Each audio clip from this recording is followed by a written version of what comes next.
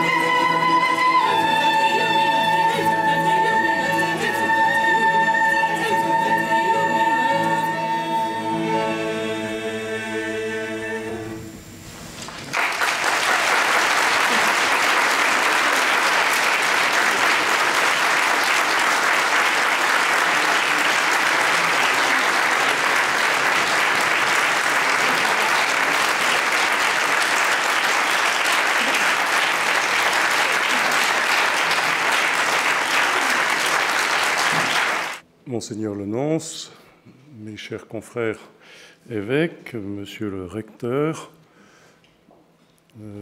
mesdames, messieurs, le maire adjoint et le maire du 6e, madame le maire adjoint et monsieur le maire du 6e arrondissement, et vous tous, en vos grades et qualités, je suis heureux de vous saluer.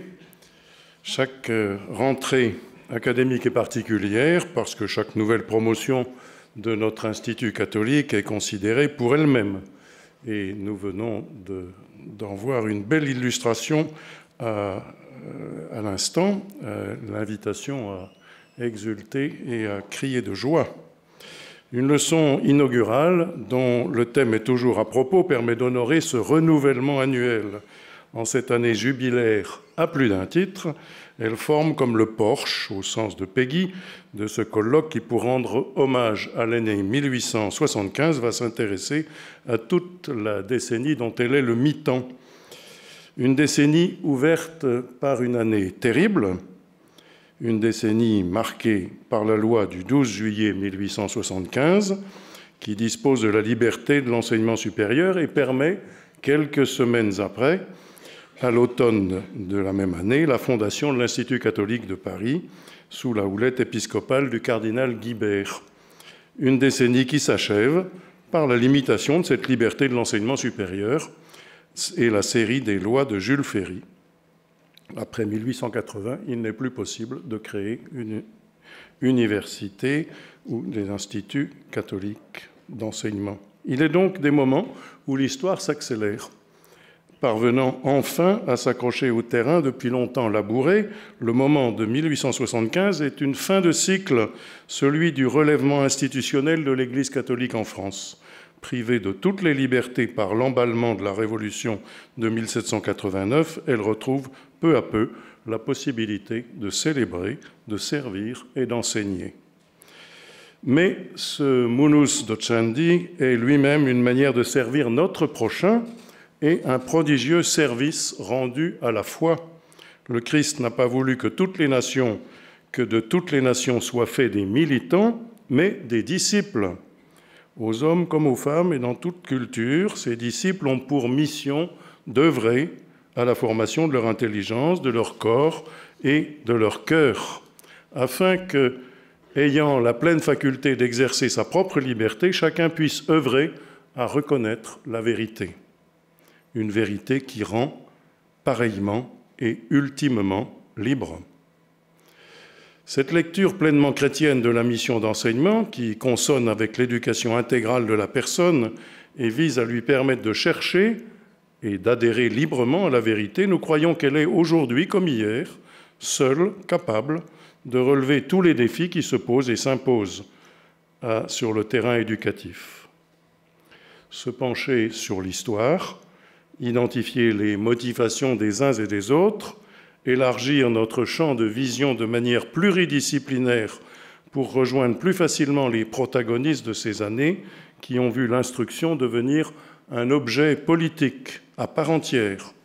Tout cela est donc bien utile pour savoir d'où l'on vient, mais plus encore pour garder le cap solidement fixé.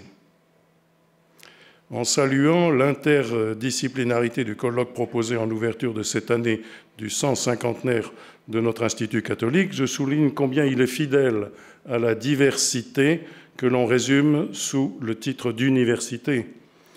Je me réjouis que soit confiée à l'érudition du professeur Michel Zinc cette leçon inaugurale, de manière à illustrer la nécessité d'élargir toutes nos références, d'approfondir nos connaissances, de confronter nos points de vue, de prendre le temps de l'excursus pour nourrir une réflexion aboutie, qui, pour être pleinement personnelle, ne surgit jamais mieux qu'à l'épreuve du dialogue, de l'altérité. Je tiens donc à vous remercier, professeur, de vous livrer à cet exercice, comme à tous les organisateurs et contributeurs du colloque qui va placer sous une lumière interdisciplinaire cet anniversaire de l'Institut catholique. C'est l'occasion également d'exprimer toute ma gratitude au chanoine Emmanuel Petit, recteur, au conseil d'administration, doyen, professeur et à l'ensemble du corps facultaire, comme aussi à tous les personnels de cette institution belle et reconnue qu'est devenue l'Institut catholique de Paris. Je le fais comme chancelier de cet institut et au nom de tous ces évêques protecteurs, dont l'un ou l'autre est là ce soir. Je le fais en songeant au caractère propre de cette maison, qu'elle partage avec l'ensemble des instituts catholiques et encore plus largement avec tous les établissements d'enseignement qui se réclament d'une vision catholique de l'éducation. Et je salue le directeur diocésain de l'enseignement catholique au milieu de nous. Cette vision n'est pas étrangère à nos contemporains. Ils savent l'importance de tenir à la fois les exigences de l'instruction et de l'éducation. Leur attente est grande. La mission qui nous est confiée est à cette mesure. L'expérience constituée pendant ces 150 ans nous est un appui précieux et nous oblige. Comme le cardinal Guibert en son temps, il nous faut chercher une éducation efficace. Cet enjeu de société est aussi pour nous un enjeu spirituel. Je vous remercie en vous souhaitant une belle année.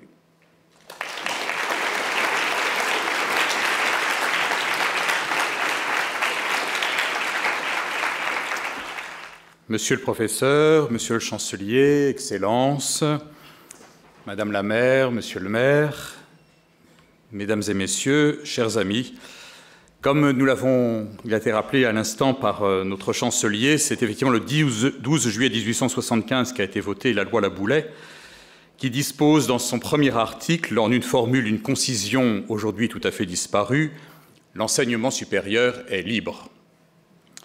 Dans un grand mouvement de collégialité, l'ensemble des évêques français s'accordent et ouvrent quelques mois plus tard, à la rentrée, 5 universités catholiques réparties sur le territoire national, à Angers, Lille, Lyon, Toulouse et Paris. Ce sont donc 5 anniversaires que nous fêtons cette année.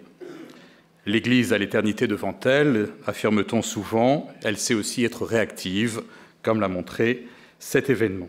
Le cardinal Guibert, nous l'avons évoqué, alors archevêque de Paris, fonde ainsi l'Université catholique de Paris avec 3 facultés, les facultés des lettres, des sciences et de droit. Il n'y a pas de théologie à ce moment-là encore comme faculté. Le siège qui est choisi est le vieux couvent des Carmes, où déjà un des prédécesseurs de Monseigneur Guibert, Monseigneur Affre, celui qui est mort sur les barricades en 1848, avait fondé une école supérieure de théologie en 1845 dans le contexte du renouveau intellectuel et spirituel porté par des hommes restés célèbres tels Lacordaire, Montalembert ou Ozanam. Le lieu choisi pour implanter l'Institut catholique de Paris est un lieu riche d'histoire. Si l'Église de Rome a été fondée sur les apôtres Pierre et Paul, l'Institut catholique de Paris, lui, il a été fondé sur les martyrs du 2 septembre, dont Salomon Leclerc, qui était lui-même enseignant et éducateur, et de Frédéric Ozanam.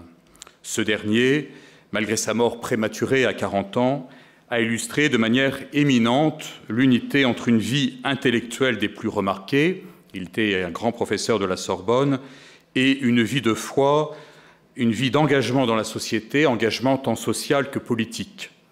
Il a incarné à lui seul un très profond souci de justice pour tous les hommes et les femmes de son temps.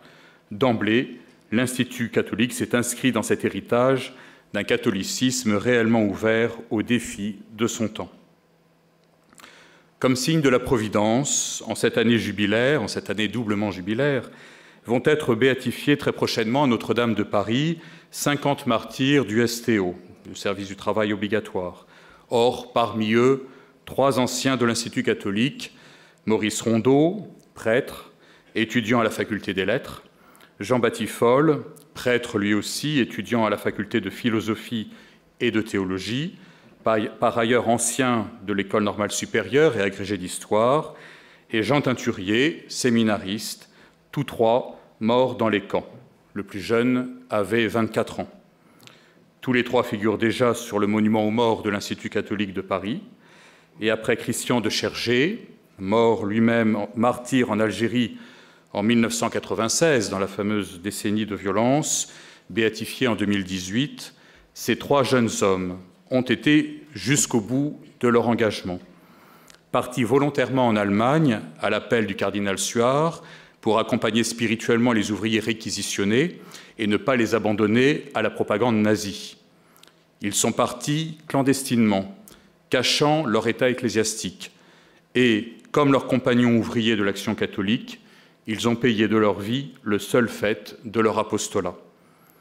Et ils incarnent aujourd'hui, aux côtés de grandes figures comme Robert d'Harcourt, Yves de Moncheuil ou Bernard de Franqueville, tous enseignants ici à l'Institut catholique, de grandes figures de la résistance spirituelle.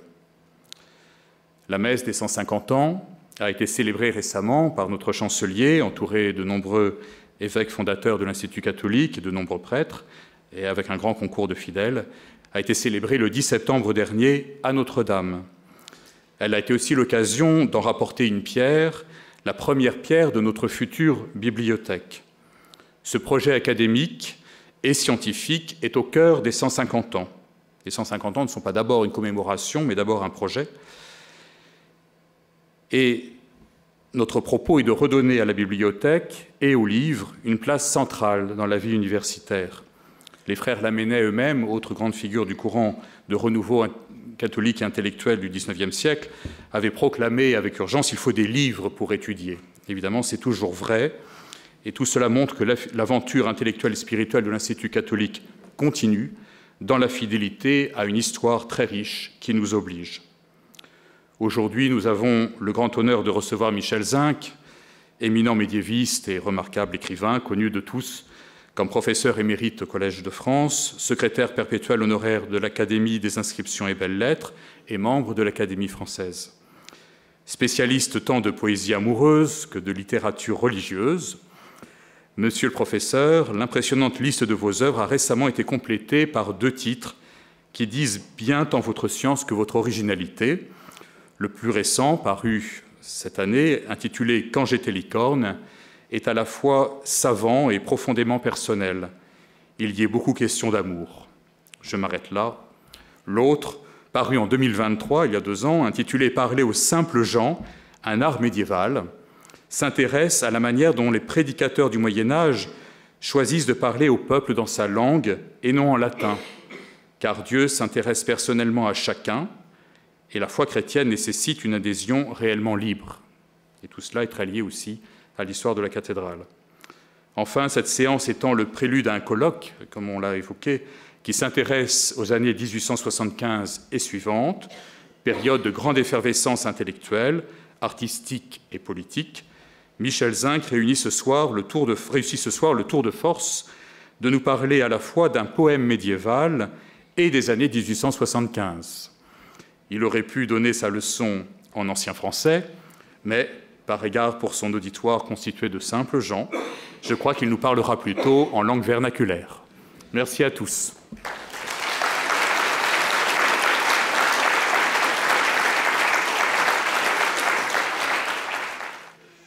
Monseigneur l'archevêque de Paris, chancelier de l'Institut catholique, Monsieur le recteur de l'Institut catholique, Monsieur le président du conseil d'administration, Mesdames les doyennes, Messieurs les doyens, Mesdames et Messieurs les professeurs, j'aurais dû dire mes seigneurs, mais je n'ai pas l'habileté dans les adresses, n'est-ce pas? Donc, Mesdames, Messieurs, dans vos grades, fonctions et qualités, comme j'ai appris de Monsieur le Président de la République, il faut dire, et comme Monseigneur l'archevêque vient de le confirmer, chers confrères, chers amis, Mesdames, Messieurs, c'est un honneur considérable pour moi d'avoir été invité à prononcer la conférence de rentrée de l'Institut catholique et la conférence inaugurale du colloque qui marque le 150e anniversaire de la fondation de l'Institut. J'en suis, il va sans dire, extrêmement reconnaissant à Monsieur le recteur Emmanuel Petit, mais les raisons qui m'ont valu cet honneur me restent aussi impénétrables que les voies de Dieu. Tout ce que je peux en dire est qu'elles ne tiennent pas à ma connaissance du sujet, qui est nulle. Je n'ai de compétence ni sur la loi du 12 juillet 1875 relative à la liberté de l'enseignement supérieur, ni sur les circonstances précises de la création de l'Institut catholique, ni sur Monseigneur Dulst, lui-même, bien qu'il soit cher à mon cœur pour d'autres raisons, et Édouard Laboulaye aussi, auteur de contes pour enfants merveilleux. Bon. Un mystère plus profond encore est la raison pour laquelle j'ai accepté cette invitation et cédé au tentateur que fut en la circonstance Jean de Saint-Chéron. Il est vrai que monsieur le recteur et lui m'ont expliqué que toutes les connaissances qui me manquent relèvent du colloque de demain et que ce soir, je peux parler de n'importe quoi. Ils seront donc servis. Le point d'ancrage de mon n'importe quoi sera l'exigence scientifique nouvelle qui marque en France les disciplines historiques et philologiques dans la seconde moitié du XIXe siècle, mais aussi les conséquences de cette exigence hors du pur champ du savoir. Je me concentrerai, au moins à partir d'un certain moment de mon pauvre exposé, sur un cas particulier, à première vue bien particulier, étroitement philologique et littéraire, secondairement historique, mais qui est l'objet d'une forte imprégnation idéologique, précisément dans la décennie qui nous occupe, celle des années 1870. Ce cas particulier, c'est un poème, c'est la chanson de Roland. Le 8 décembre 1870, dans Paris assiégé par les Prussiens, Gaston Paris donne au Collège de France une conférence sur la chanson de Roland. Il prend soin d'avertir ses auditeurs qu'il se gardera du moindre rapprochement entre son sujet et l'actualité, pour ne pas, dit-il, attenter à la pureté scientifique de ses recherches. Et il reconnaît au passage l'apport germanique à la culture française. La même année 1870, Léon Gautier, professeur à l'École des Chartes, met la dernière main à une édition critique de la chanson de Roland, accompagnée d'une traduction en français moderne et d'un commentaire. Elle paraît l'année suivante, en 1871, chez Mam, le grand éditeur catholique, à Tours. Son succès sera considérable. Rapidement épuisée, elle sera suivie d'une vingtaine d'autres éditions. Léon Gautier ouvre sa préface sur cette phrase. « La France possède depuis plus de 8 siècles une épopée religieuse et nationale. » Et il écrit en conclusion de son introduction, enfin, au cours de la conclusion, ce ne sont pas les derniers mots, « Où était-il quand notre chanson fut écrite, nos orgueilleux envahisseurs ? Ils erraient en bandes sauvages, sous l'ombre de forêts sans nom. Quand nous tenions d'une main si ferme notre grande épée lumineuse près de l'église, armée, défendue, qu'étaient-ils? Des Mohicans ou des peaux-rouges » Bon.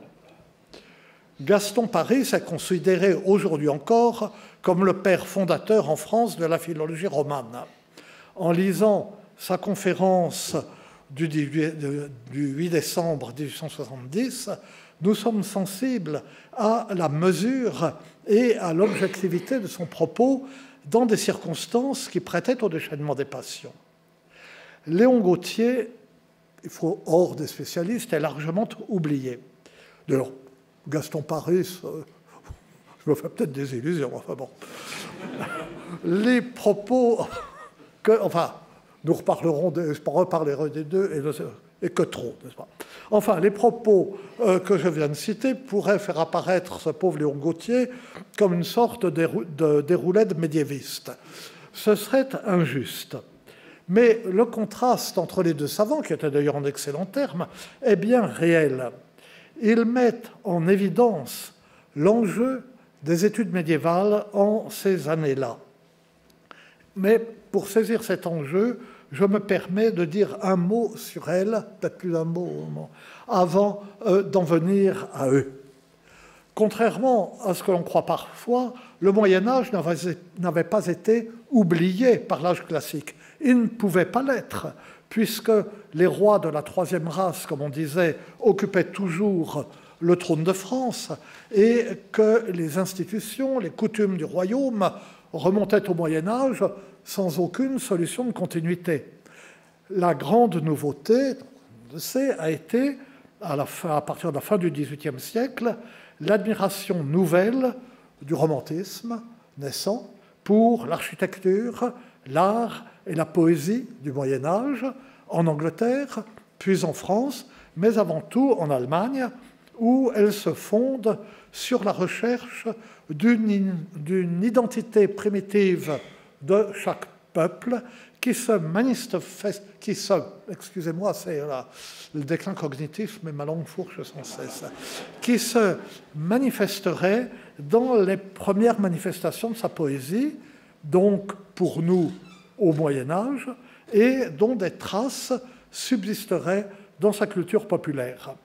Cette théorie justifie l'intérêt porté à l'état ancien de chaque langue, état ancien qui est son état premier dans le cas des langues romanes, nées au Moyen-Âge de l'évolution du latin parlé, et on reconnaît dans ce schéma de pensée la pensée de Herder, dont on trouve une illustration, une mise en pratique admirable, dans un sens, dans la répartition des tâches entre les frères Grimm.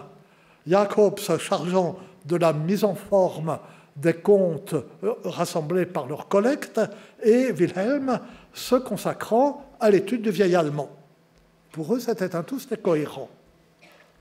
Les conséquences littéraires et artistiques du mouvement romantique sont trop évidentes et trop connues pour qu'on s'y attarde, mais les conséquences de l'intérêt nouveau pour le Moyen-Âge ne sont pas moindres dans l'ordre politique.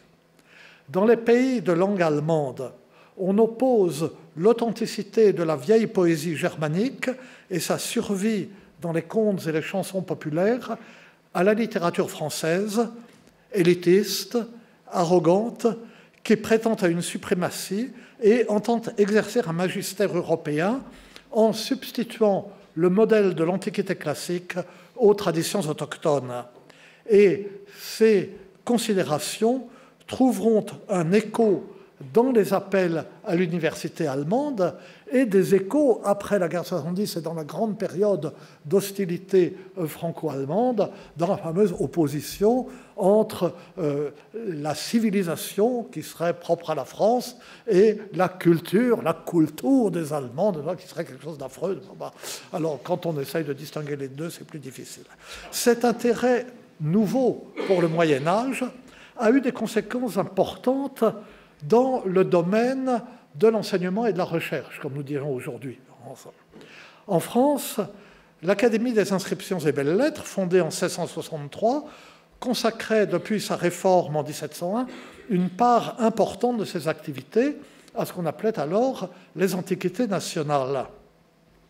Après avoir recréé en 1816 les académies, tout en les maintenant au sein du nouvel Institut de France, Louis XVIII fonde en 1821 l'école des Chartes parce qu'il était important à ses yeux de conserver la mémoire du pays, de sa religion et de sa monarchie au moment où celle-ci était restaurée, mais combien fragilisée. Et l'ordonnance royale de Louis XVIII présente cette création en ces termes. Je perds du temps, mais c'est un texte qui me ravit et que je cite en l'honneur des chartistes ici présents et en particulier de monsieur le directeur honoraire de l'école des Chartes. Prologue, préambule, voulant ranimer un genre d'études indispensable à la gloire de la France et fournir à notre Académie des inscriptions des belles-lettres tous les moyens nécessaires pour l'avancement des travaux conviés à ses soins, nous avons ordonné et ordonnons ce qui suit. Article 1er. Il y aura à Paris une école des Chartes dont les élèves recevront un traitement. Tout est dit. L'article 2, c'est juste pour dire quel est le ministre chargé de l'exécution de l'ordonnance, et c'est fini. Au même moment, les universités allemandes, suivant les conceptions de Wilhelm von Humboldt, adoptent un système d'enseignement fondé d'une part sur la définition de disciplines érudites s'attachant par des méthodes rigoureuses à l'étude des sources, d'autre part sur le travail par petits groupes en séminaire permettant une collaboration entre les étudiants et le professeur, à l'opposé des cours généraux et rhétoriques proches de la conférence mondaine en usage dans les universités françaises. Dans le domaine qui nous intéresse ici, on ne va peut-être pas vous, mais moi je suis médiéviste, je vous parle de Moyen-Âge, enfin, on fait ce qu'on peut avec ce qu'on a. Dans ce domaine, presque tous les jeunes savants français iront étudier l'ancien français et l'ancien provençal, ou languedoc, dans les universités allemandes, dont les méthodes, qui sont d'ailleurs déjà celles de l'école des Chartes, seront explicitement appliquées, et explicitement sur le modèle allemand, par l'école pratique des hautes études, créée en 1868. Donc le modèle allemand s'est imposé dans tous les domaines, en particulier dans celui des langues et littératures romanes. En 1830, l'université de Bonn crée la première chaire de philologie romane en Europe pour Friedrich Dietz, qui était au départ un jeune poète romantique et qui à l'époque s'intéressait principalement aux troubadours de Languedoc, qui me sont si chers. Les grands poètes romantiques allemands de l'époque, Uhland ou Heine, connaissent bien ces troubadours. Ils peuvent les citer avec exactitude dans leurs poèmes, de même que d'autres poètes du Moyen-Âge français. Ils s'y réfèrent avec précision à un moment où leurs confrères français, Hugo ou Vigny, semblent ne connaître de façon partielle et incertaine que quelques chansons de geste. Enfin, bon, je m'écarte. Qu'il soit littéraire et sentimental, ou scientifique et érudit, l'intérêt nouveau pour le Moyen-Âge se trouvera alors de justifications idéologiques variées. Au cours du XIXe siècle, on observe que chacun revendiquera le passé médiéval pour l'enrôler sous les bannières les plus diverses, celle du romantisme contre le classicisme, puis du positivisme contre le romantisme, celle du catholicisme associé au monarchisme ou associé au nationalisme ou associé aux deux, mais associé souvent aussi, dans l'esprit du romantisme, à un intérêt pour le peuple et simultanément pour sa production poétique et pour sa condition. Un intérêt qui anticipe parfois la doctrine sociale de l'Église, comme chez Léon Gautier précisément, chez Paulin Paris, le père de Gaston. Il y a dans le premier tome de la Romagna, la revue fondée par son fils Gaston, un article de Paulin Paris à l'antipode des idées de son fils, mais où il dit, voilà, au Moyen-Âge, les jongleurs chantaient sur les places publiques, etc., on chantait des poèmes, tout le monde avait accès à la culture. Et puis un jour, la culture est devenue payante. Aujourd'hui, on ne chante plus les histoires de Cassia et Nicolette, on ne raconte plus les histoires de Maître Renard, etc. Et, il termine, la condition des pauvres en est devenue plus triste. Eh bien, ça me tire les larmes. Alors, il a peut-être tort son article, mais ça, c'est quand même magnifique. Bon. Enfin bref, je regarde. Bon. Donc, lui, je citais Léon Gautier, Paulin Paris, ou Ersard de la ville marquée. Dans le cas d'un institut catholique, il y a toujours des Bretons. Et le Ersard de la ville marquée, qui a donc collecté des poèmes bretons et qui a recomposé, il faut dire, le Barzaz-Breis, avec beaucoup de poèmes, avec sur des thèmes médiévaux, le Graal, etc., et qui plus tard a été injustement accusé par ses jeunes confrères positivistes de l'Académie des inscriptions et belles-lettres d'avoir inventé de toutes pièces les poèmes du Barzaz-Breis. Or, on a pu montrer depuis qu'il avait vraiment fait une collecte. Enfin bref, dissensions religieuses ou politiques, querelles de savants, se mêleront ainsi, avant d'être compliquées encore, à partir du conflit franco-allemand, par les rivalités nationales autour d'un patrimoine commun dont chacun se croira obligé de revendiquer la propriété exclusive. Donc, la chanson de Roland est tout cela un magnifique exemple. Donc, je me reporte en 1870 et à nos deux médiévistes si différents, mais qui lui accordaient tous deux une telle importance, Gaston Paris et Léon Gautier. Gaston Paris, 1839-1903, était donc le fils de Paulin, 1810-1881. Paulin Paris, lui, était un médiéviste romantique, tellement romantique qu'en dehors de ses très nombreux travaux sur la littérature du Moyen-Âge, il a traduit les œuvres complètes de Byron en 13 volumes. Et alors, bon, il était conservateur adjoint du cabinet des manuscrits de la Bibliothèque royale, et il a été élu en 1937 à l'Académie des inscriptions, et en 1853, professeur au Collège de France, dans une chaire de langue et littérature française au Moyen-Âge, créée pour lui, ce qui est la règle au collège. On choisit quelqu'un, ensuite il dit de quoi il veut parler, mais dans des conditions un peu particulières. Et il occupera cette chaire jusqu'en 1872. À cette date, il démissionne. Il n'y avait pas à l'époque d'âge de retraite, mais quand les professeurs étaient fatigués, ils pouvaient se faire remplacer, faire le cours par quelqu'un d'autre. Et lui, il choisissait son fils comme remplaçant. Et son fils lui a succédé en 1872. En 1870, il était remplaçant de son père, d'où la conférence du 8 décembre. Bien que très fidèle, c'était un très bon fils, très fidèle à son père et à sa mémoire, Gaston Paris a, dans tous les domaines, des positions différentes des siennes. C'est une autre génération. Il va très jeune étudier dans les universités allemandes, auprès du vieux Dietz à Bonn, puis à Göttingen, et il s'initie non seulement à la philologie romane en Allemagne, mais il apprend le vieil allemand, il apprend le norrois, le vieil islandais, etc. Donc il domine les littératures médiévales. Et bon, à 19 ans, il est de retour, il entre à l'école des Chartes. Plus tard, il fonde avec son ami Paul Meyerd l'école des Chartes, la revue critique, avec deux autres. Puis en 1972, la Romagna, qu'ils dirigeront ensemble jusqu'à la mort de Gaston Paris en 1903.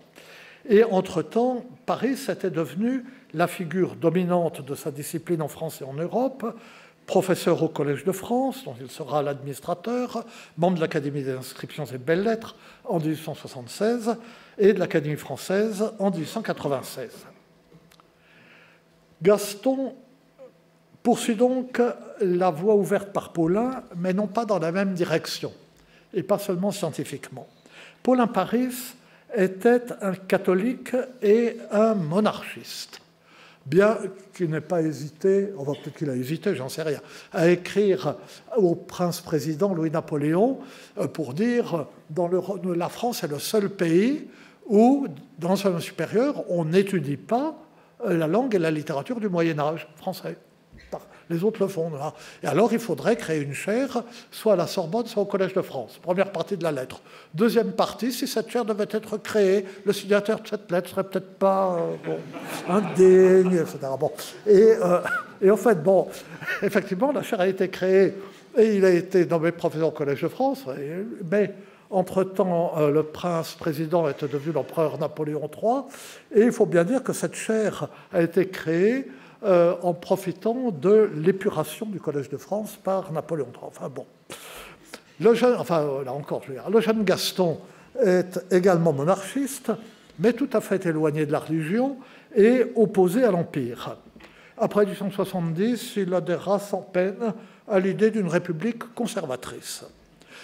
Il sera dreyfusard, avec Paul Meyerd, qui sera plus encore, qui témoigne, qui est l'expert paléographe, enfin paléographe, pas paléo, graphologue au procès de Rennes, qui montre que le bordereau n'a pas été écrit par Dreyfus. Enfin bon. Donc il est dreyfusard avec Paul Meyerd et Gabriel Monod, son ami de toujours. Contrairement à certains de ses collègues, dont Meyerd, il maintiendra après la guerre franco-prussienne des relations professionnelles et amicales avec les savants allemands, et il joue un rôle important, là, avec Meyerd, dans l'adaptation en France des méthodes rigoureuses en usage dans les universités germaniques. Et ces nouveautés donc, lui font relever les erreurs de l'approche romantique de son père, mais il reste sensible à la continuité du Moyen-Âge à la poésie populaire et de l'ancienne langue au dialecte moderne. Il ne se cramponne pas aux idées de Herder, mais ça, il le garde. Et les premiers fascicules de Romagna en témoignent, qui font une place aux collectes de contes ou de chansons populaires pendant une dizaine d'années.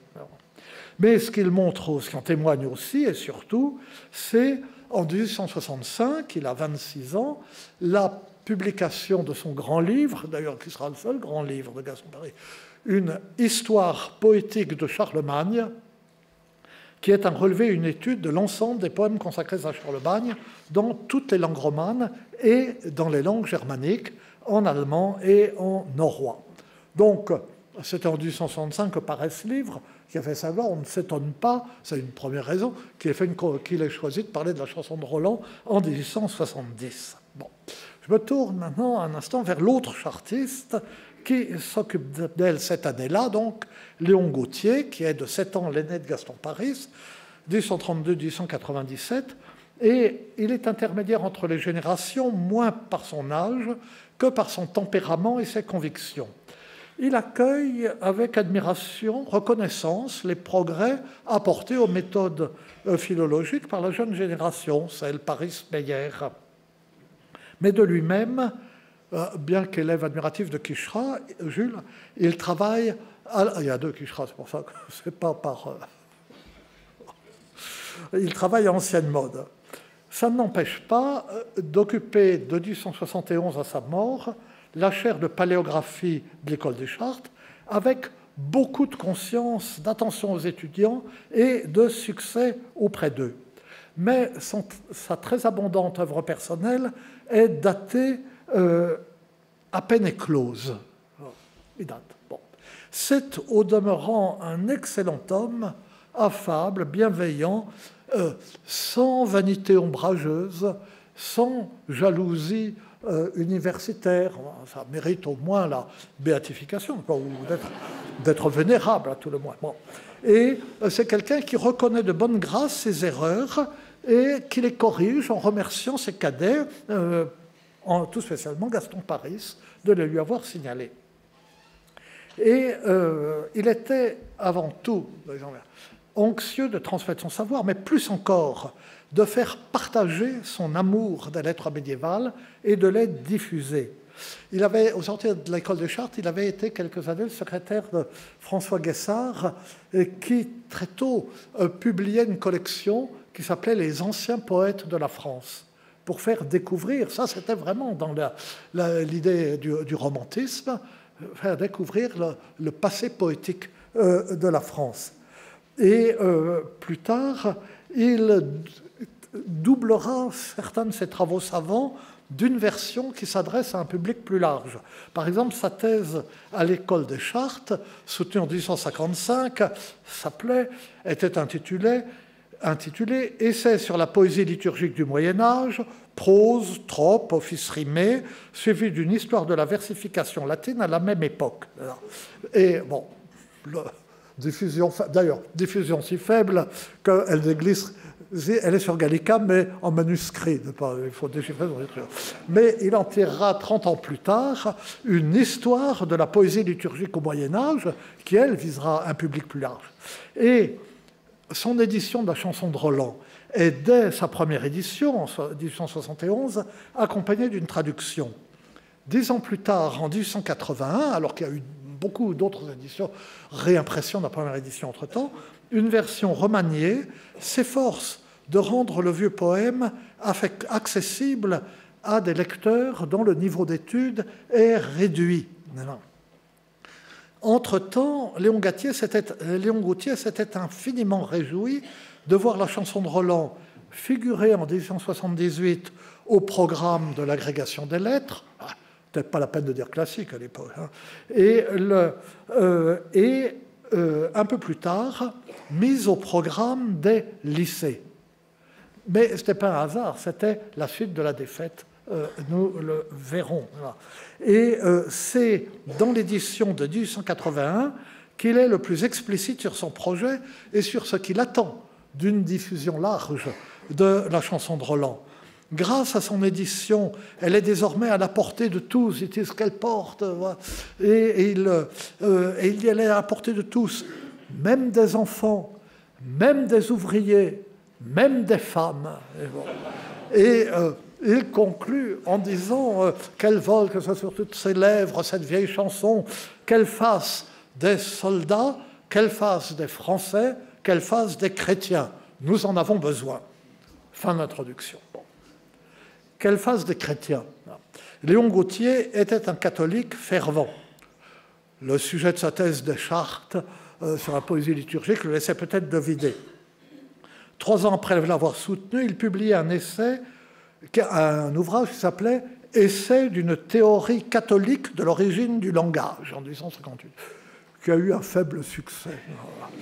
Mais on aime à penser que son caractère attachant, ouvert, altruiste, sa générosité avec les étudiants, n'était pas sans rapport avec sa foi.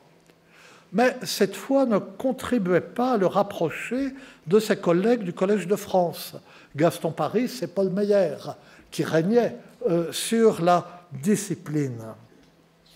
Gaston Paris était donc agnostique, Paul Meyer certainement aussi. Il était protestant, mais il n'a jamais fait état de sa confession que pour faire observer aux anti-dreyfusards qu'il traînait dans la boue qu'il se trompait en le disant juif, qu'il n'aurait pas vu d'inconvénient à être juif, mais il se trouve qu'il n'était pas juif, qu'il était protestant. Aucun des deux ne considère qu'être catholique aide à comprendre le Moyen-Âge.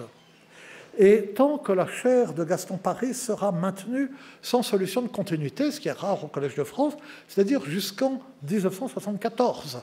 1873 à 1974, de Paulin Paris à Félix Lacroix. Après, elle disparaît pendant 20 ans et elle a été recréée pour moi en 1994, et puis pris ma retraite en 2016, et voilà, elle a redisparu. Enfin bref, excusez-moi de parler de moi, c'est sans intérêt, naturellement. Mais enfin bon. Mais en tout cas, pendant ces 120 ans de continuité, aucun de ces professeurs ne sera, disons, intéressé par les questions religieuses. Et ils manifesteront tous une certaine condescendance pour leurs collègues ouvertement catholiques. Par exemple, des années 30 aux années 50, à la Sorbonne, pour Gustave Cohen, converti au catholicisme et extrêmement fervent.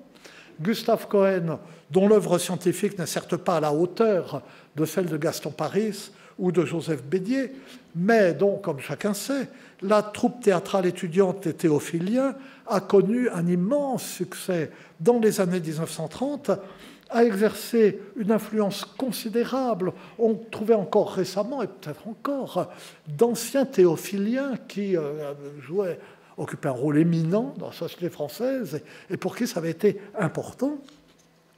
Et par ce moyen et par son éloquence, Gustave Cohen a plus largement contribué à faire connaître et admirer les lettres médiévales que bien des cours du Collège de France. Mutatis mutandis, l'attitude de Paul Meyer et de Gaston Paris à l'égard de Léon Gautier préfigure celle de Mario Roch, on va dire était méchant comme une teigne, à l'égard de Gustave Cohen. Mais il y a de l'une à l'autre une profonde différence. En Léon Gautier, Meyer et Paris aiment et estiment l'homme. Ils rendent hommage à la compétence et à la conscience du savant. Ils admirent le dévouement, l'efficacité, le prestige du professeur. Il m'est arrivé naguère de rire sottement et méchamment, et au moins une fois en public, d'une phrase de Paul Meyer qui écrit dans une lettre à Gaston Paris au lendemain de la mort de Léon Gautier il sera aisément remplacé. Bon. Eh bien, je commettais un contresens, et le contexte montre que cette phrase n'est pas une perfidie, mais un hommage. Grâce à l'excellent professeur de paléographie qu'a été Léon Gautier, on trouvera sans peine parmi ses élèves, les anciens chartistes, un candidat digne de le remplacer dans sa chaire. Et du côté de Gaston Paris, j'en viens enfin au grade extrêmement bon. Ouais. Non, bon, j'ai encore quelques minutes. Bon. Enfin, du côté de Gaston Paris, l'éloignement n'est pas non plus aussi grand qu'on pense. La même année 1865, Gaston Paris publie donc l'histoire poétique de Charlemagne. Et Léon Gautier publie le premier tome de ses épopées françaises qui compteront 4 gros volumes, 4 gros volumes in quarto, publiés entre 1865 et 1868. Et Léon Gautier étudie l'ensemble des chansons de geste, analyse chacune, fait l'état des travaux qui lui ont déjà été consacrés. Or, son approche des chansons de geste diffère peu de celle de Gaston Paris, du moins à cette époque. Et quand Paris modifiera sa position, Gautier suivra. Donc, en 1870, tous deux se retrouvent autour de la chanson de Roland. Bon. La plus ancienne version connue du poème avait été découverte en 1835 dans le fameux manuscrit Digby 23 de la bibliothèque bodléienne d'Oxford par Francisque Michel, qui l'avait publié en 1837. Son importance avait tout de suite été reconnue. Je ne résume pas ici ce poème admirable que chacun connaît, mais je veux dire que les protagonistes, Roland et Ganelon, leurs situations respectives, leurs relations, sont d'une complexité, d'une ambiguïté morale que mettent admirablement en valeur, derrière une raideur apparente, les scènes décisives, leur agencement, leur dialogue sont vraiment, enfin, je ne dis pas pour vendre ma marchandise, j'ai aucun intérêt, mais enfin, c'est la désignation de l'ambassadeur et les bonnes raisons qu'a Ganelon d'être en colère contre Roland, l'hésitation de Ganelon à trahir, et est-ce vraiment une trahison lors de son entrevue avec le roi sarrasin Marsil, la désignation de Roland comme chef de l'arrière-garde, le procès de Ganelon que les pères sont morts, enfin que les proches de Charlemagne refusent de condamner pour trahison, etc. Bon. Il faut rappel au jugement de Dieu. Enfin, tout cela, c'est vraiment un texte extraordinaire. Mais les médiévistes du XIXe siècle s'intéressaient d'abord aux origines et à l'histoire de la chanson. C'était cela qui les intéressait. La bataille de Roncevaux a eu lieu le 15 août 778. La chanson de Roland, du manuscrit d'Oxford, il y a d'autres versions plus récentes, date, semble-t-il, des toutes dernières années du XIe siècle.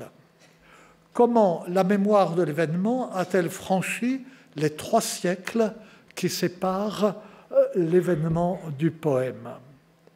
Eh bien, d'abord, enfin, je signale seulement, mais c'est des choses bien connues, le silence observé sur la bataille sur le moment même, l'année même, 778. On regarde les annales. Charlemagne n'était pas empereur, mais enfin, le roi Charlemagne faisait tenir des annales de son royaume, année par année, on disait ce qui était produit. On regarde l'année 778, pas un mot sur une bataille à Roncevaux. Un peu après, les annales, il y a une nouvelle rédaction des annales. Ah, on fait allusion au fait que les Basques, brigands, ont attaqué les bagages, qu'il y a eu un peu de désordre.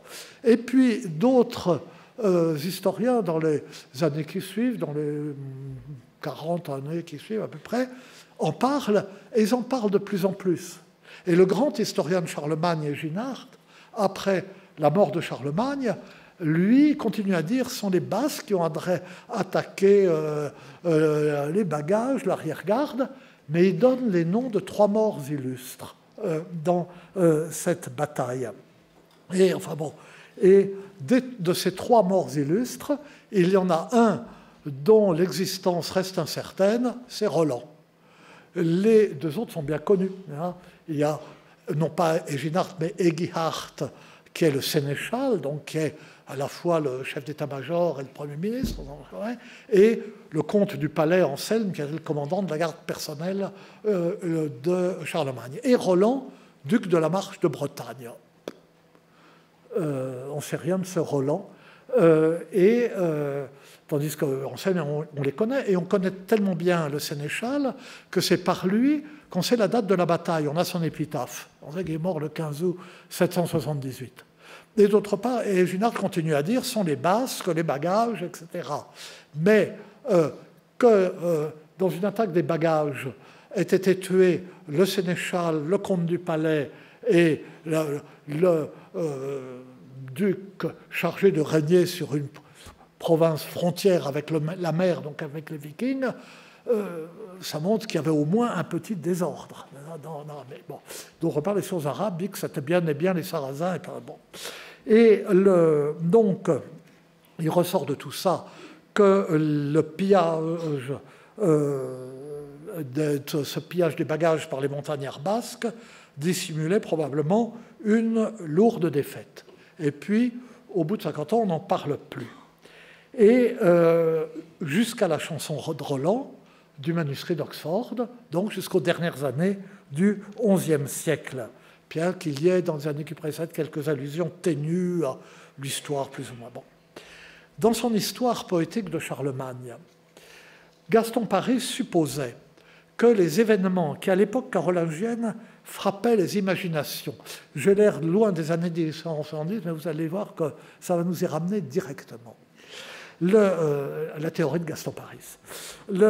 Il supposait que les événements qui, à l'époque carolingienne, frappaient les imaginations, comme le désastre de Roncevaux, pouvaient donner immédiatement naissance à des poèmes brefs, des cantilènes, longtemps diffusés oralement, avant d'être rassemblés et refondus pour donner naissance aux longs poèmes que sont les chansons de geste, toutes du XIIe, XIIIe siècle, mais dont l'action se passe toujours à l'époque carolingienne. Et il applique ainsi aux épopées romanes les théories alors en vogue touchant la composition des poèmes homériques. C'est l'époque où on dit non, il n'y avait pas un poète nommé Homère, ni deux, mais il y avait des poèmes séparés qui ont été rassemblés. En 1884, le philologue italien Pio Raina publie dans ses Origini dell'Epopea Francese des idées différentes de celles de Gaston Paris. Enfin, il n'est pas en désaccord sur tous les points avec Gaston Paris. Et puis c'est un homme d'une extrême courtoisie. Mais il met en doute l'existence des cantilènes romanes telles que les imaginait Paris, et il insiste surtout sur les inévitables origines germaniques des chansons de geste. Gaston Paris se rallie pour l'essentiel à ses vues dans un très long compte-rendu qu'il publie l'année même dans Romagna, et donc il n'était pas sectaire, c'était après le conflit franco-allemand. Non ? Et Léon Gautier, qui était sur la ligne de Gaston Paris, malgré son nationalisme exacerbé, se ralliera à son ralliement, désavouant implicitement ainsi son jugement absurde de 1871 sur les peuples germaniques qui auraient encore été des bandes sauvages au fond des forêts en 770, ou non, enfin, à l'époque de la chanson de Roland, bref, en plein Saint-Empire. Le Saint-Empire, c'était des Mohicans au fond des forêts. Donc, on me dira, alors, c'est une querelle de spécialistes. Mais il faut songer à ce que ces questions représentent en 1870 et dans les années qui suivent. Français et Allemands se disputent Charlemagne. Son empire était en grande partie de langue germanique, mais la chanson de Roland est française. La chanson de Roland célèbre à plusieurs reprises la douce France, sans que l'on sache exactement ce qu'entendait par le mot France un poète anglo-normand du XIe siècle. Mais enfin, parlait de la douce France. Elle précise que l'empereur se rend, en revenant d'Espagne, à Aix, en sa chapelle, que le séjour habituel de l'empereur, c'est Aix-la-Chapelle. Qui est, précise-t-elle? Elle dit Aix-la-Chapelle, le meilleur siège de France. Et la version allemande, le Rolandslied du prêtre Conrad, qui est une adaptation à coloration religieuse de la chanson de Roland, lui est postérieure de près d'un siècle. Et au XIIIe siècle, ce sont les chansons de geste françaises que la Carla Magnus Saga adapte en norrois. Le roi Norvège fait traduire, non pas à partir des poèmes allemands qui existent, le Wilhelm de Wolfgang von Eschenbach, etc., mais à partir des chansons de geste françaises. Et bref, le patriotisme français, si cruellement meurtri par la défaite, se cramponne à la chanson de Roland. D'où le programme d'agrégation, d'où l'introduction dans les programmes du secondaire. On y cherche un motif de fierté nationale. On voit en Roland, donc ce personnage dont l'existence historique reste douteuse, Roland, on a trouvé une monnaie à l'effigie de Roland, mais elle est postérieure à 778, donc c'est pas le bon. On a un manuscrit où il y a une liste des fidèles palatins, c'est-à-dire l'entourage immédiat de Charlemagne. Et il y a bien le nom de Roland. Mais ces fidèles sont énumérés sur 3 colonnes dans le manuscrit, avec, mettons, 10 noms par colonne. Mais Roland est le 11e à ajouter en bas d'une colonne. Il a été ajouté plus tard par quelqu'un qui s'est indigné de ne pas le trouver. Enfin, je reviens à ce qui nous occupe là et qui est plus important. La France, d'après 1870, voit en Roland un modèle français, un modèle très français, celui du héros sacrificiel, tué mais vainqueur, vaincu vainqueur, image d'une France qui se relève toujours au moment où tout semble perdu. Gaston Paris ne désavoue nullement cette interprétation qu'il suggère avec discrétion et mesure. Léon Gautier développe cette interprétation du personnage et de la chanson avec son emphase habituelle, mais les sensibilités restent différentes. Pour Gaston Paris, la vérité objective, celle de la science, que la science historique et la philologie positive mettent au jour, passe avant tout. La République des savants ignore les frontières. Il distingue implicitement, mais comme une évidence, le patriotisme du nationalisme. Son public est celui du Collège de France d'avant Internet, public en partie savant, en partie mondain, mais public éduqué. Les cours du Collège de France sont ouverts à tous, mais ne sont pas des cours de vulgarisation, du bon principe.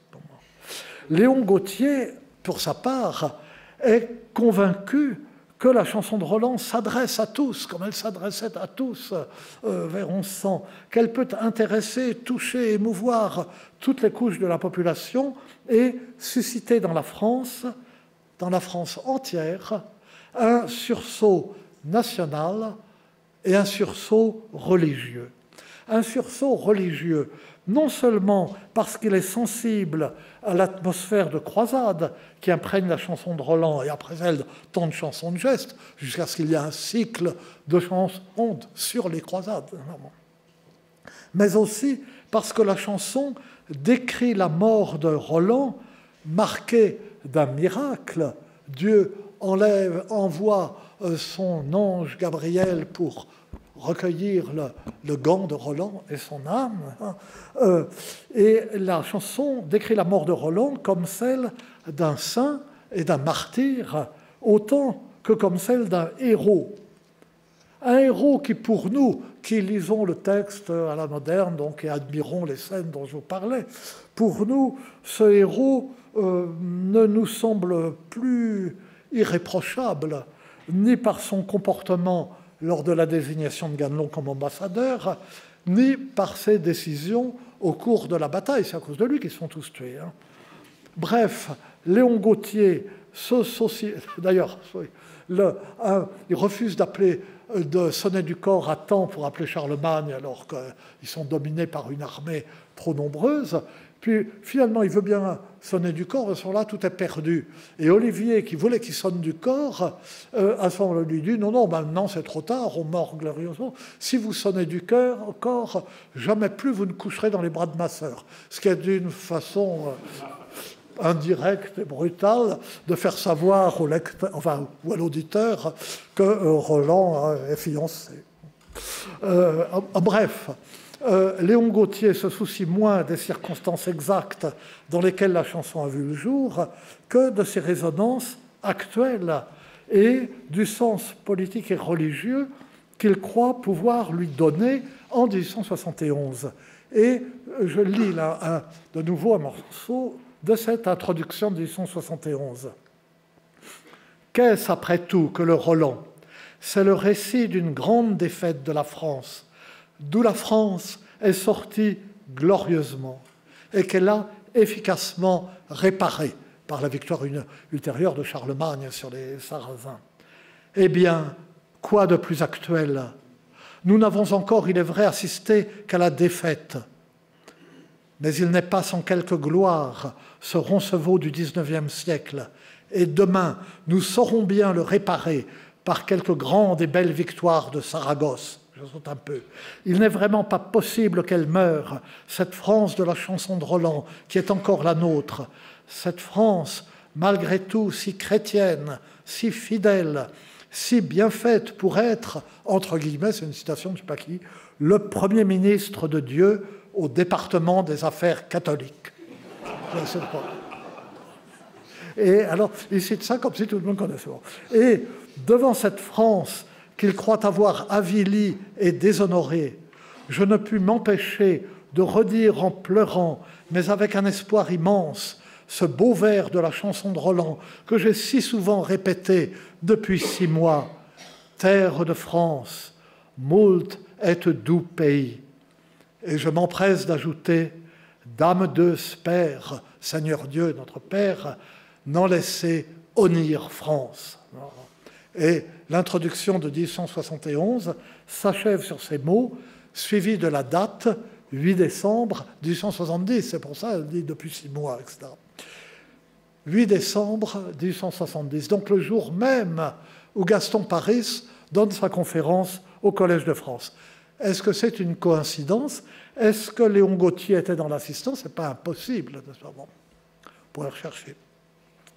En tout cas, Gaston Paris et lui partagent non seulement une souffrance commune de la défaite, peut-être un peu atténuée chez Gaston Paris par son hostilité à l'Empire, mais ils partagent aussi ce qui subsiste de romantique à cette date dans la pensée de Gaston Paris.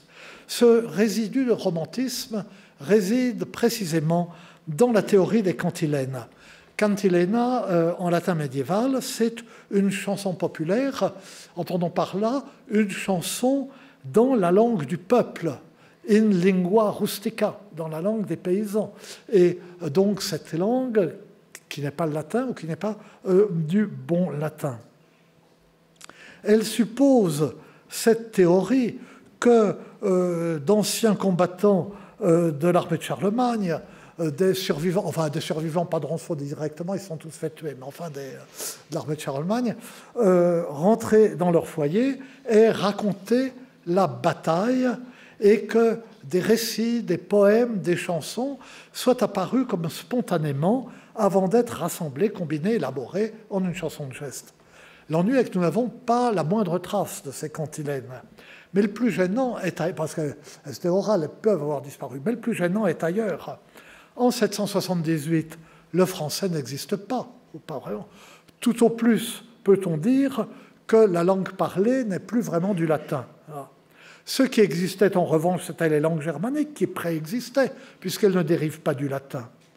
Le plus ancien poème épique allemand, le Hildebrandslied, est conservé dans un manuscrit des alentours de 800 et il remonte sans doute à 750, au moins probablement avant, c'est-à-dire plus de 3 siècles avant la chanson de Roland.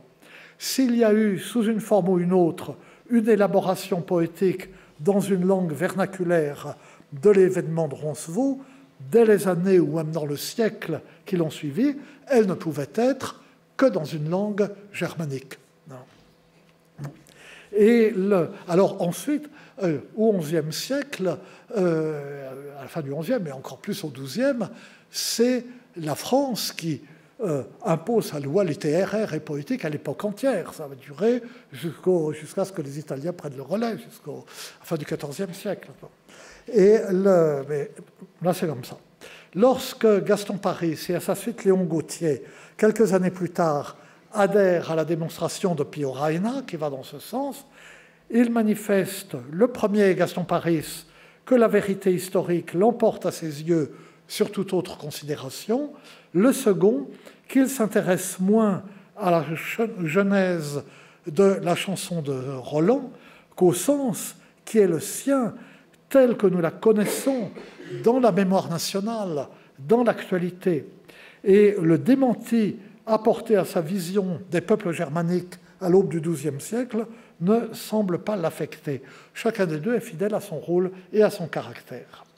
Mais si nous poursuivions au-delà des années 1870, ce que je ne ferai pas, nous verrions que les préjugés nationalistes amplifieront des deux côtés du Rhin la discussion sur l'origine des chansons de geste, et en partie du fait de Joseph Bédier, le disciple et successeur de Gaston Paris, disciple infidèle, puisque ses positions seront en tout point à l'inverse de celles de son maître. Pour lui, la chanson de Roland que nous connaissons est la pure création d'un poète génial. Elle n'est précédée d'aucune version poétique antérieure, dont nous n'avons d'ailleurs aucune trace. Nous nous heurtons, dit-il, au silence des siècles. Il soutient que les chansons de geste sont françaises, sont de toutes pièces un produit de la fin du XIe et du XIIe, du XIIIe siècle. Ce sont des commandes passées à des jongleurs par des monastères soucieux d'attirer les pèlerins sur le chemin de Saint-Jacques de Compostelle ou pour d'autres chansons sur celui de Rome. Leurs seules sources, comme Amier Hamil, leurs seules sources sont latines et savantes, d'où la célèbre première phrase, d'ailleurs magnifique, du grand ouvrage de Joseph Bédier sur les légendes épiques.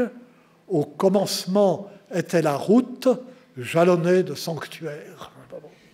Si brillant et séduisant qu'ait été Bédier, il a du génie son style, ça. Si c'est brillant et séduisant qu'ait été Bédier et son œuvre, plus personne aujourd'hui ne suit sa théorie. Et il y a d'ailleurs longtemps que le silence des siècles a commencé à parler. Plusieurs décennies avant la chanson de Roland, un court texte latin, enfin une page ou deux, connu sous le nom de Nota Emilianense, conservé dans un monastère espagnol, à San Emilia, donne presque un résumé de la chanson, raconte des événements qui sont en fait ceux de la chanson et nomme ses principaux personnages. Plus un qui aura un grand succès, c'est Guillaume d'Orange, qu'il appelle Guilhelmus Alcorbitunas, ce qui montre que ce n'était pas au court-nez, parce que ce n'était pas fait fendre le nez, mais au nez busqué Alcorbe-nez. Dès le début du XIe... Excusez-moi, je suis trop long, mais j'ai presque fini. C'est vrai, ça. Cette fois-ci, c'est vrai. Dès le début du XIe siècle, à travers tout l'espace, et ça, c'est une autre... une façon dont le silence des siècles a parlé. Pendant tout le XIe siècle, à travers tout l'espace de la France actuelle, on trouve dans les chartes des couples de frères qui se nomment Olivier et Roland.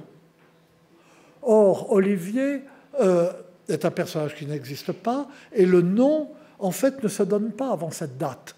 Il se donnera après la chanson de Roland. Il s'appelle Olivier Roland, et le détail énigmatique, c'est qu'Olivier est toujours l'aîné, et Roland le cadet, et non l'inverse comme on l'attendrait. Bon. Alors, cela, Bédier a eu le temps de le savoir, et il a écarté l'argument. Mais pour s'en tenir à sa théorie, il avait une autre raison. Et on la devine si l'on se souvient qu'il a écrit un jour Il dit, si je devais reconnaître aux chansons de geste une origine carolingienne, il savait bien qu'à l'époque, il n'y avait pas du français. Si je devais reconnaître aux chansons de geste une origine carolingienne, j'aurais l'impression de livrer la chanson de Roland aux Allemands. Alors, c'est pas possible. Et cet usage de la vieille chanson au service de l'actualité du patriotisme français nous paraît dans l'esprit du Léon Gautier de 1871. Mais c'est un rapprochement qui aurait certainement fâché Joseph Bédier, car en décembre 1886, il a 23 ans, il écrit, il ne les a pas encore d'ailleurs, il n'a pas encore 23 ans, il écrit à son ami, son camarade d'école normale supérieure, Joseph Text, et il annonce à Joseph Text que non, il a un peu honte, mais enfin, il y a circonlocution, justification, enfin, il a décidé d'être médiéviste. Il a un peu honte. Et l'autre est comparatiste, il compare Rousseau au philosophe anglais, enfin bon. Et Bédier écrit « Traite-moi comme tu voudras, appelle-moi Gaga, Gober, Léon Gautier, âme juvénile, tout ce que tu voudras. » Le jeune homme qu'il était alors pouvait bien se moquer du vieux maître, mais il devait plus tard le dépasser dans l'expression du nationalisme. Pendant la Première Guerre mondiale, les dénonciations d'atrocités commises par l'armée allemande dans des publications de Joseph Bédier lui vaudront les félicitations de Barrès, et c'est grâce à Barrès qu'il sera élu en 1920 à l'Académie française. Non, personne ne sait mieux que moi qu'un médiéviste peut être élu à cette académie pour de mauvaises raisons. N'oublions pas enfin que si Gaston Paris et Joseph Bédier étaient de plus grands esprits que Léon Gautier, Léon Gautier avait vu du moins que la poésie liturgique est à la source de notre poésie en Languedoc et en Langue d'Oïl. D'abord en Languedoc. Cette poésie qui reprend à sa naissance les formes strophiques et les modèles mélodiques de la poésie liturgique, des tropes de Saint-Martial de Limoges, qui sont le modèle du modèle strophique qui paraît original chez le premier troubadour, Guillaume IX, comte de Poitiers, duc d'Aquitaine. Il avait vu surtout, Léon Gautier, qu'on s'interdit de comprendre la littérature médiévale si l'on s'obstine à vouloir isoler en son sein une part profane qu'on pourrait opposer aux œuvres de caractère religieux, alors que la religiosité, si on veut l'appeler ainsi, la foi, sont présentes partout, dans le fabliau le plus grivois, comme dans le conte le plus édifiant. Je pourrais même vous donner des exemples. Mais c'est un ultime et vain effort de ma part pour me raccrocher in extremis à la circonstance du jour. Je vous remercie. Merci beaucoup, monsieur le professeur. Et si vous ne saviez pas pourquoi nous vous avions invité au départ, eh bien, en tout cas, nous ne regrettons pas de l'avoir fait. Et vous avez magnifiquement introduit ce qui sera 2 jours de colloque et d'études sur cette grande période. Ce colloque 1875, qui d'une certaine manière s'inspire un petit peu de ce qui avait été fait au musée d'Orsay l'année dernière, qui a fait une exposition 1875 pour montrer toute l'effervescence de cette époque du point de vue intellectuel, artistique, etc., évidemment dans un contexte qui pour la France est douloureux. Et en vous entendant parler, d'ailleurs, je pensais à nouveau à notre cathédrale Notre-Dame, parce que devant l'hôtel de ville, il y a une grande statue d'Étienne Marcel, ça tout le monde comprend bien pourquoi, et devant la cathédrale Notre-Dame, il y a une grande statue de Charlemagne, avec ses laudes, chose très mystérieuse, puisqu'il n'y a aucun rapport entre la cathédrale Notre-Dame et Charlemagne, en tout cas aucun rapport évident. Une statue parfaitement 19e, justement, qui montre très certainement que les Français avaient bien le désir de récupérer la personne qu'est Charlemagne. En tout cas, un grand merci, évidemment, professeur, un grand merci à tous de votre présence et de votre soutien. Merci, monsieur le chancelier, aussi de vos paroles et de votre soutien constant. Nous allons continuer cette soirée maintenant, je vous propose, en buvant à la santé de cette jeune institution, puisque pour une université, 150 ans, c'est encore très jeune, de cette jeune institution que l'Institut catholique de Paris. Ce sera aussi l'occasion d'ailleurs de vous présenter le double livre qui a été publié à l'occasion des 150 ans. Vous pourrez le voir et même l'acquérir si vous le désirez. Voilà, donc je vous propose de nous retrouver tout de suite pour boire à la santé du professeur Zinc et à la santé de l'Institut catholique. À tout de suite.